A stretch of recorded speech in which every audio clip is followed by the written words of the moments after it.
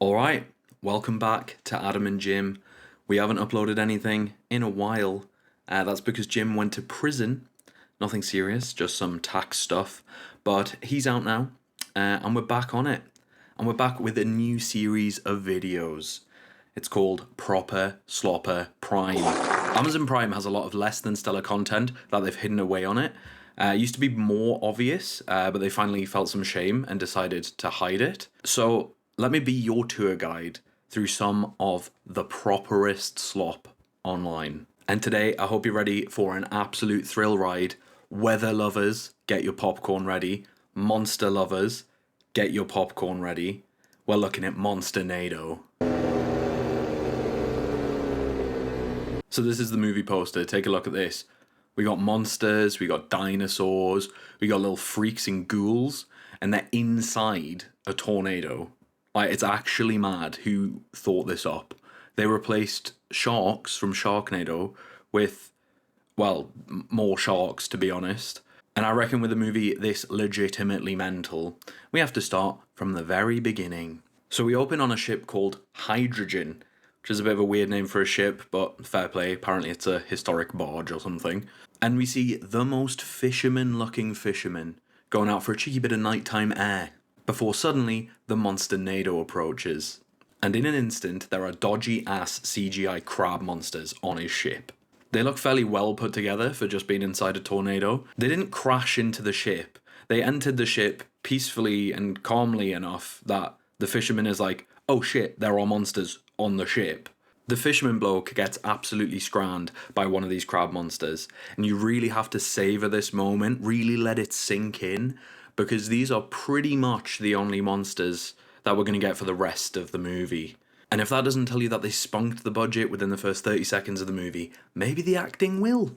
I'm trying to save lives, General. You pompous son of a... In the next scene, we meet our lead, Matt, who's like a disgraced geologist, like free-thinking scientist guy. A little bit like those TikTok conspiracy theorists. Giant megastructures found beneath the pyramids of Giza. You heard that right. Long-lost civilization kinda confirmed? Anyway, Matt has been working on the Bermuda Triangle. Okay, we might have just solved the Bermuda Triangle. Which is apparently the source of all these Monsternados, or the one Monsternado. So he's the only one who knows how to stop the Monsternados. How, you may ask? That's never really made that clear to the audience, so don't even worry about it. So Matt is actively watching a news report about the Monsternados, and he's like the worst listener of all time. He stood watching the news and he's like, of waterspouts headed northwest to the eastern seaboard.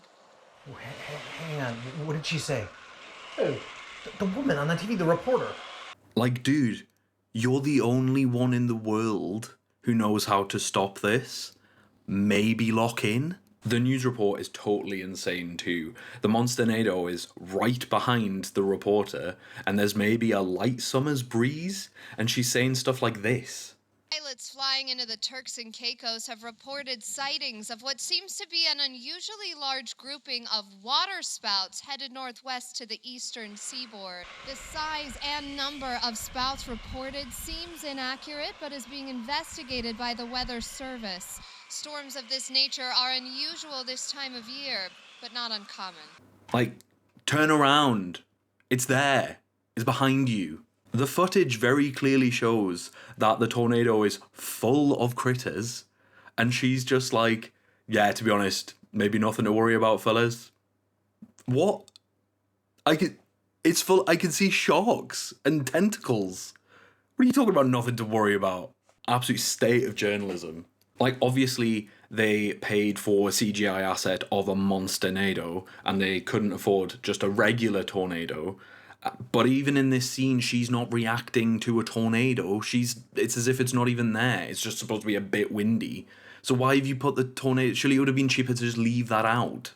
Maybe they just paid for the CGI asset and they wanted to make the most out of it that they could. But you'll see later on, they're not supposed to be in front of the Monsternado at this point. So Matt's watching this news report and he sees these signs and he thinks, it must be the Monsternado, as if the tornado full of visible monsters wasn't enough for his hunch. So he calls his pals who are in the government funnily enough. And meanwhile, while all this is happening, we get introduced to another group of characters who I like to call the FBI girlies.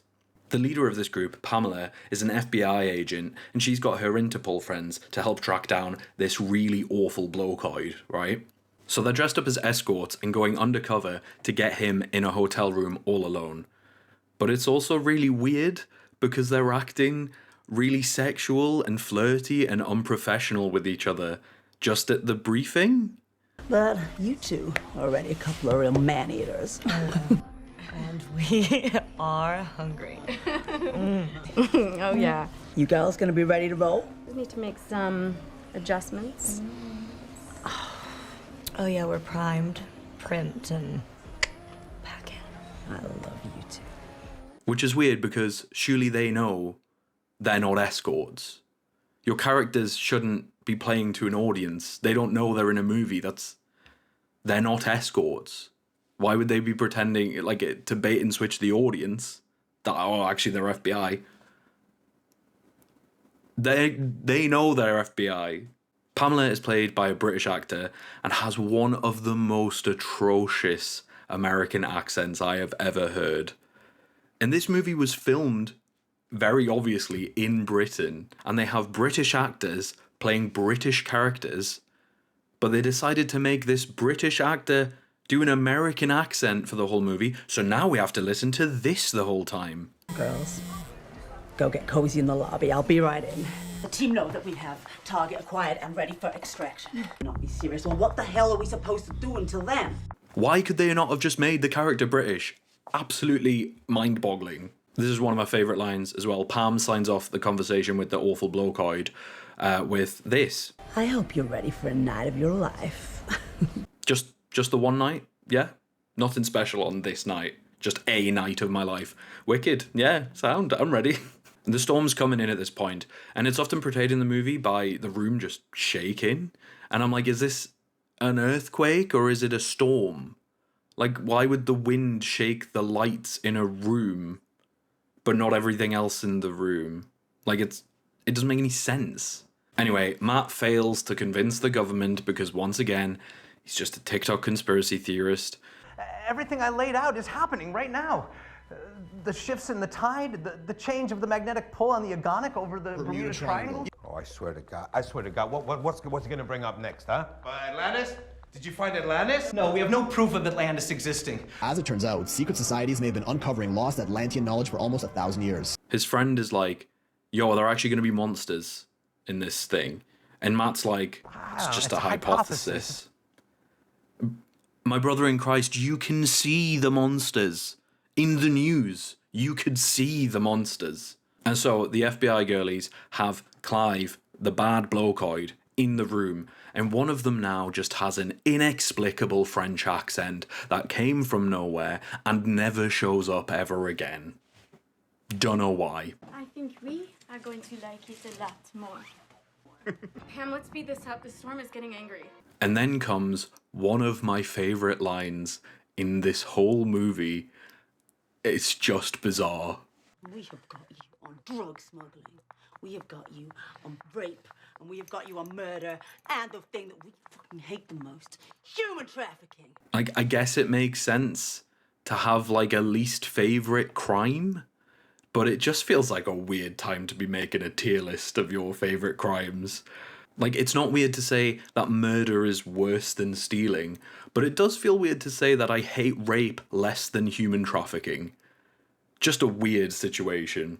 Reckon you can probably hate both of those to the same degree, to be honest with you. Anyway, just arrest the guy. Stop making tier lists. Arrest him. Pamela calls for backup on her phone and signs off with over. Hello, Donovan, over. It's a phone, babes. It's a phone. Anyway, we find out that they can't get back up and they can't get extracted because all of the roads are flooded due to the storm. The roads are flooded. The trucks are stuck. And the chopper can't land on the roof. It's too goddamn dangerous. We're on our own. Gosh darn it, all of these roads are flooded and they can't get picked up. All of these roads are flooded. In the movie, these roads. Flooded. We see even more how bad this storm is when we cut back to the news crew, who are now, and definitely were not before, in front of the Monsternado. You know, I think we should get ourselves to safety. Pronto. We have the chance of a lifetime to cover this. We need to get closer. We need to get closer. And now, miraculously, they can see all of the monsters inside of it, which they definitely could not see before. We are in the shadow of these quickly approaching water spouts. They are massive, and they seem to be full of creatures. And the news anchor is the second victim of the movie after the fisherman at the beginning. And she gets scranned by, what's this? A shark? Could it be that this is just another Sharknado? Is this legally distinct enough to not be a Sharknado? We'll see. The rest of the crew just shuffle away from the Monsternado, man. Like, they're not even trying. It's the kind of walk you do when someone opens a door for you and holds it open and you're like kind of slightly too far away to just walk, so you kind of do a weird like shuffle. That's what they're doing. Just get out of there. Run. We cut to a hotel where Grady, the maintenance man, has locked all of the guests in. And these are no ordinary guests because they can scream stock sound effects with their mouths shut. No. I'm sorry, folks, but I'm locking you in. It's far too dangerous out there. They're asking to leave into the completely unflooded and bone-dry street. Come on, guys, this was filmed in England, and you couldn't find one rainy day to film this on. In England. How did you get the driest day for your storm movie? The maintenance man tries to convince them all to stay, because his cousin, who he explains is an alcoholic, but is not a liar, has seen mad gators and sharks and stuff. My cousin called me and told me that there's sharks and gators and all kinds of crap killing people in the streets. My cousin ain't no liar. He drinks like a fish, but he's as honest as they come. Not gonna lie, mate. You seem alright, but I'm not gonna be making my decisions about this storm on the word of your alcoholic but assuredly honest cousin. Although he does seem to be about as qualified as Matt is. The Bermuda Triangle? But lo and behold, the news is on again, where they all turn to see the Monsternado filled with critters, and one of the best media taglines in history. Tornado going wild. Absolute cinema. What a tagline. The guests protest anyway, despite seeing the news, and Grady squares up to one or two of them, but eventually he just lets them all out, but he vows never to open the doors again. But oh, look who's still inside. It's the FBI girlies with Clive, the blocoid. And Grady won't let them leave, which is absurd because it's like, you're the FBI, why are you taking orders from the maintenance man? They just get completely mogged by this maintenance guy. And to win them over, Grady, again, points them to the news, which has been updated now. Now the tagline reads, Tornado is going wild. That was a big job for whoever had to update that one. How did you end up with two different taglines that are virtually identical? This is where stuff really starts to degenerate. The FBI girlies ask for a room to hold Clive in. They were just in a room. They need a new room. A panicking concierge tells them, take him back to your room. To which one of them, Pepper, just pulls a gun on her. Whoa, what for? What was the call for that behaviour?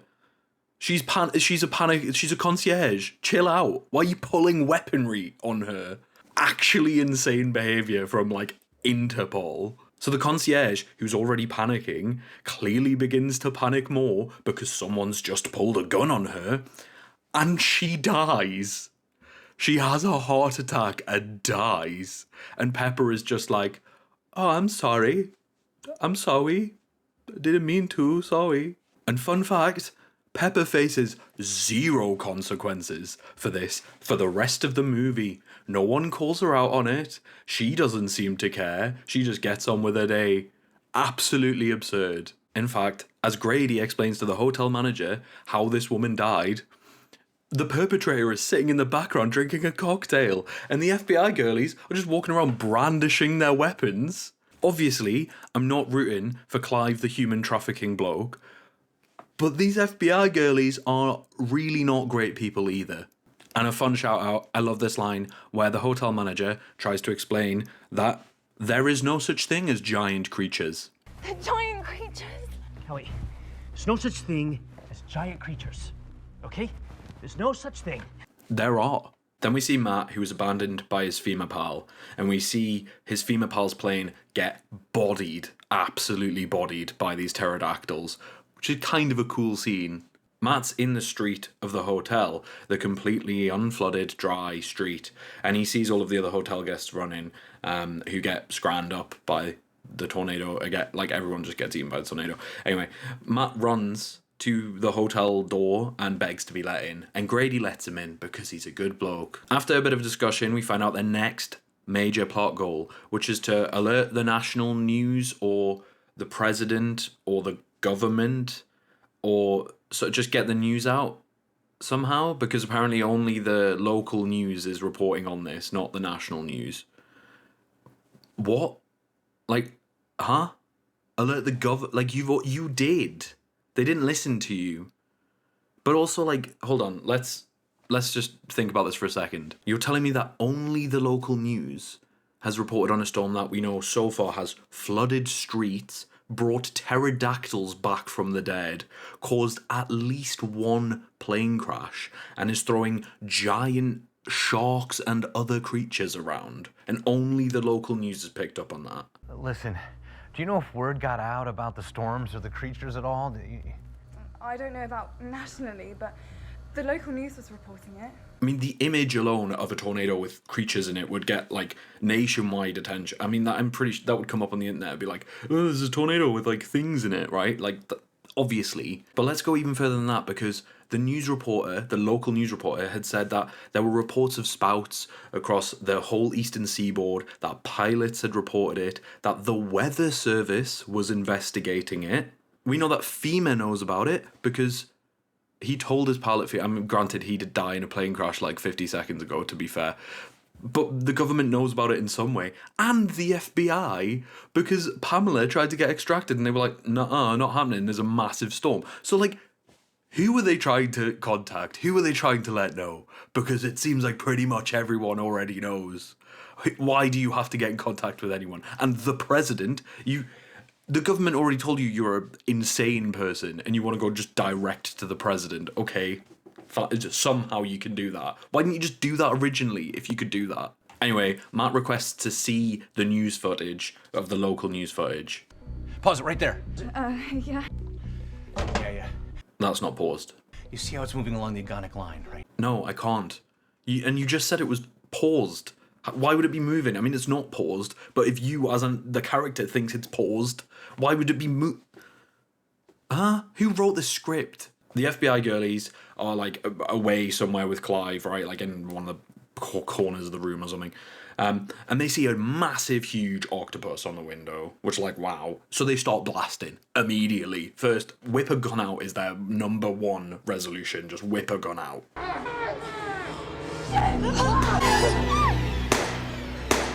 Instinct. Sorry. So this attracts everyone over, and so the FBI girlies have to explain their situation. Fair enough. And they explain that they're undercover prostitutes. Because guys like him don't like to be arrested by undercover prostitutes in front of their families. Which, no, they're not. They're undercover FBI agents. They're not undercover prostitutes. And they're not doing a very bloody good job of being undercover prostitutes when they're dressed like prostitutes. Everyone thinks they're prostitutes.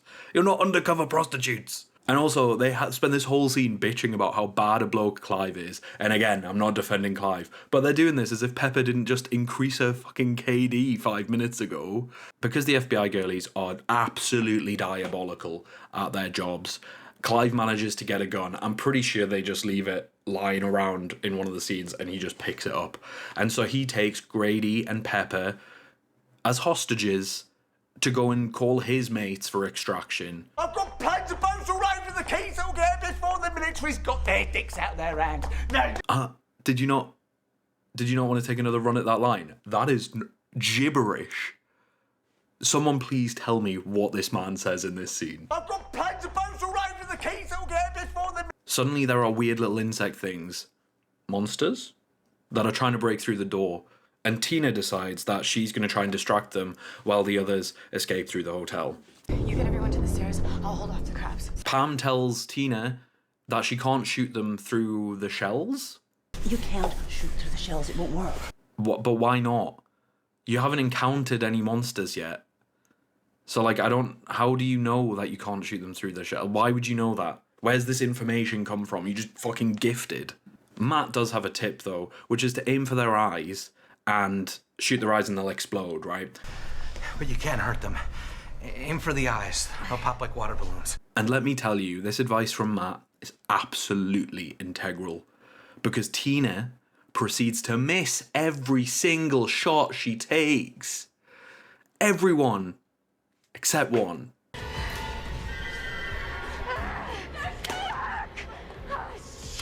The only shot she manages to land is a headshot on this innocent woman. It's not even that fast either. She's got like a good few seconds reaction time. The woman even manages to shout, "Don't shoot." And she's still just like, how is this woman trained? She's supposed to be Interpol. And she should not be allowed to carry a firearm. Instinct. Sorry. Anyway, the FBI girlies currently have a kill count of 2 innocent humans and 0 monsters. We cut to see what's happening with Clive and Pepper and Grady. And we get a little outside shot. We can see through the window, see a little bit of the damage that the storm's causing. Am I right, guys? And we see some pterodactyls that are kind of just flying around aimlessly, okay? But let's zoom in a little bit. There's also some buses there that are stuck in a traffic jam. Oh, there's a cyclist. Yeah, he's braving the storm. The very obvious storm that's oh, and as the delivery van. What a hero. Delivering people's food during the Monsternado in extremely flooded and hostile streets, no less. The roads are flooded. The roads are flooded. The roads are flooded. The roads are flooded.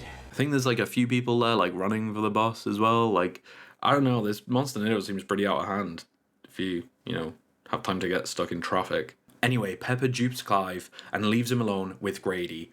And for some reason, the movie takes like a really weird and dark turn here. Clive wakes up to Grady just watching him. And then Grady starts torturing him.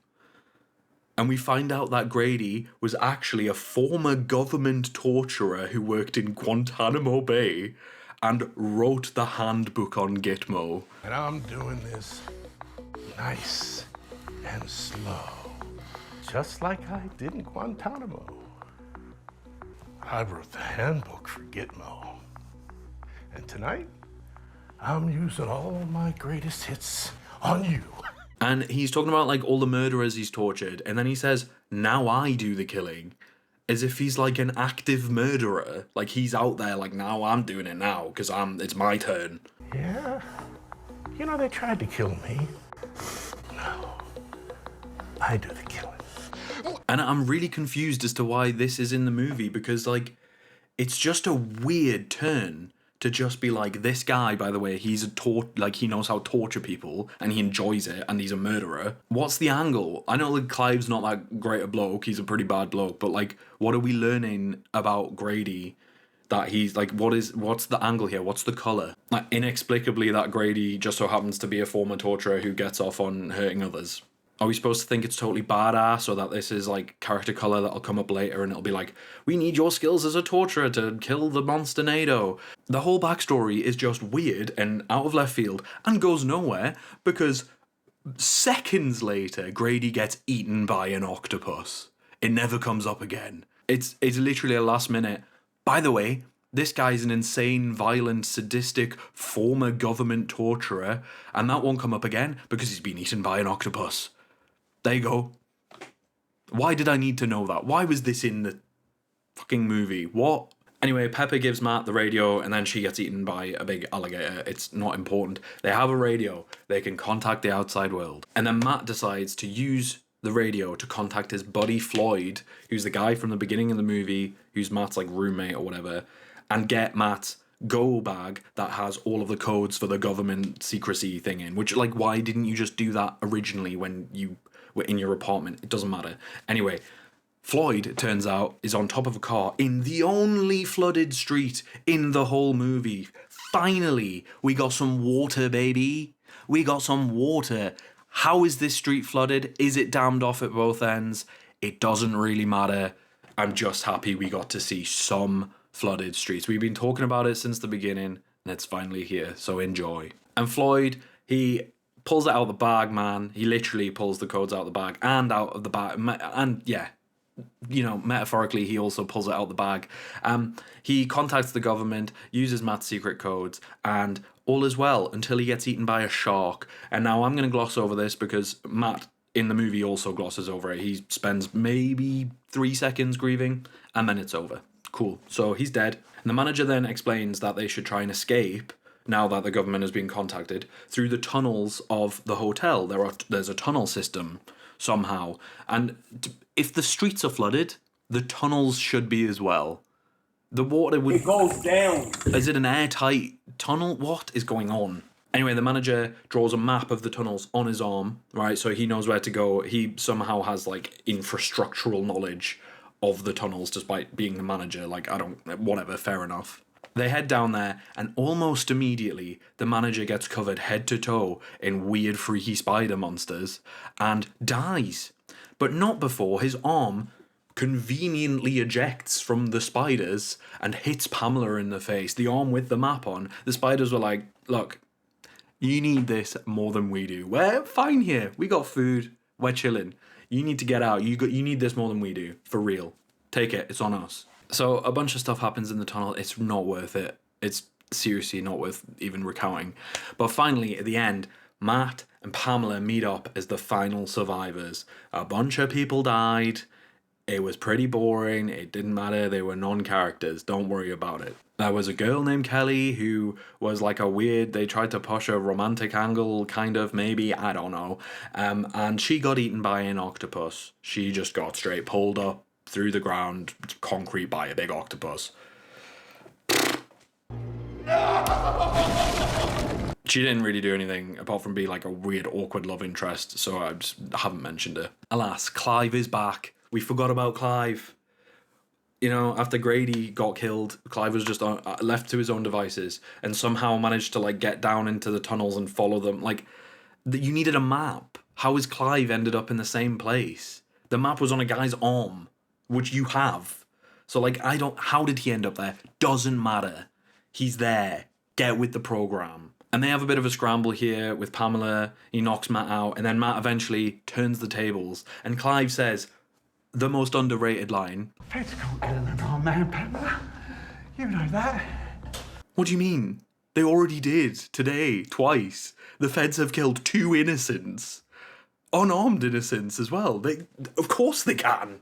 What are you saying? You witnessed this. But, like, Pamela, like, hesitates. Like, well, you're happy killing these innocents, but God forbid you shoot this human trafficker in self-defense. Why are you hesitating? And then Clive gets grabbed by an octopus. So, yeah, there you go. I mean, I'm rushing now. Can you tell we're getting towards the end? And this whole final bit is really confusing to me, right? Because Matt and Pamela start climbing up a tower to try and get better radio signal to get in touch with the military. But I'm like, Floyd just did that. Floyd just alerted everyone. I don't get why this is still it's done. You spoke to him. You had a conversation with him. You know. The military, man, they believed everything I said. I read all your reports. They said that they got it under control. I just hang tight and help is on the way. Oh my God, Floyd, you did it. You fucking did it. Yeah, I did. And the Monsternado is, like, close by, or, like, one of them. There's supposed to be, like, numerous, but it doesn't matter. There's a Monsternado nearby. And for a moment, it seems like all hope could be lost. And again, it's like, did you forget that Floyd has called the military and the government? Like, it's done. Like, right now, it's just about you surviving. You've done the bit. You've saved the world, right? Or you've alerted the government, whatever. The major plot point of the movie is done.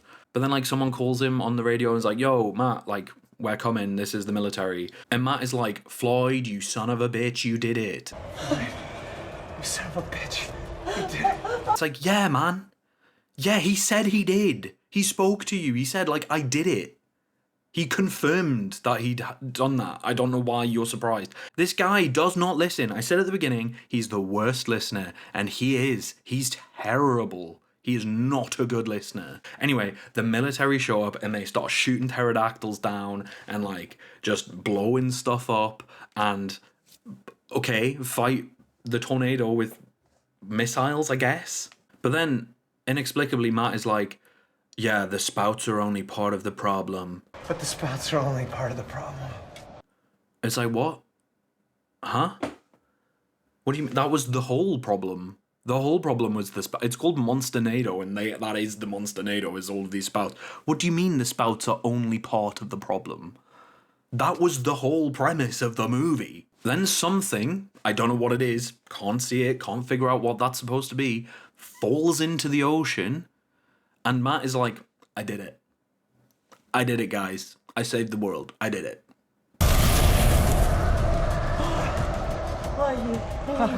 You really thought of everything. What is it, man? What fell into the sea? What is that? Someone tell me. Like, this was not pre-established. I haven't skipped over it for the video. They never mention any of that. Something just falling into the ocean. Is that supposed to be the Monsternado? Like, what is that? Its heart? I don't know. I literally don't know what that is. They never mention it. I think they just forgot to film some parts of the movie. Anyway, the pterodactyls are like still around and the Monsternado's like still there. So he says like, I did it, and this thing falls, and I'm like, okay, but did you? Because it's not changing. And the military is just like bombing the Monsternado, and it's not doing anything. It's not disappearing. We never see it go away. And that's the end of the movie. That's the final shot.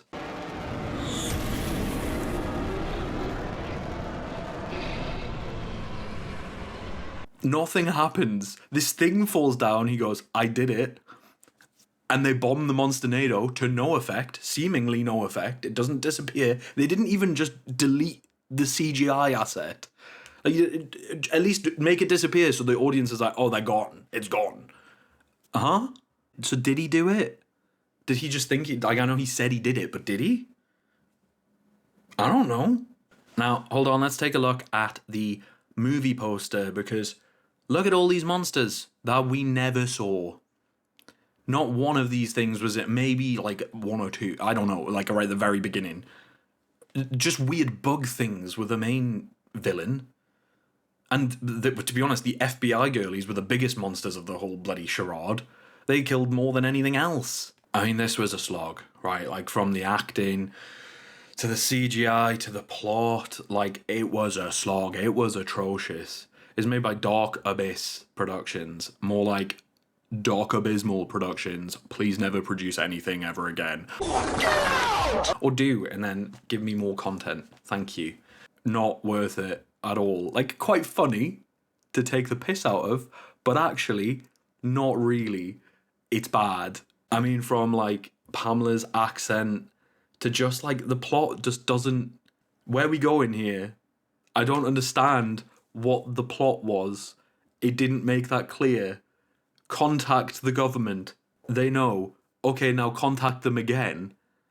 Okay, yeah, we did that. They know. He let you know that they... Now contact them a third time. But they already know. Like, what? It doesn't really matter. Like, they don't really explain a lot of the plot. It's just kind of like a CGI action monster fest, but it doesn't have good CGI or very good monsters or a plot. Like, it's just not... It's not good. I give it one Sharknado movie out of... How many Sharknado movies are there? Oh my god, they made 6 Sharknado movies. 1 out of 6 Sharknado movies. That is absurd. 1 out of 6 Sharknado movies. There you go, that's my rating. Thanks for watching. I enjoyed making this video. I did not enjoy watching Monsternado twice. I watched it twice for this. I did not enjoy either time. So, I hope you enjoyed this inaugural episode of Proppa Sloppa Prime. Please like and subscribe to motivate me to watch more of this garbage, write a 7-page script about it, film myself talking about it, and then edit it for however many hours this takes. So thank you very much for watching. Later, nerds. Love you. Bye.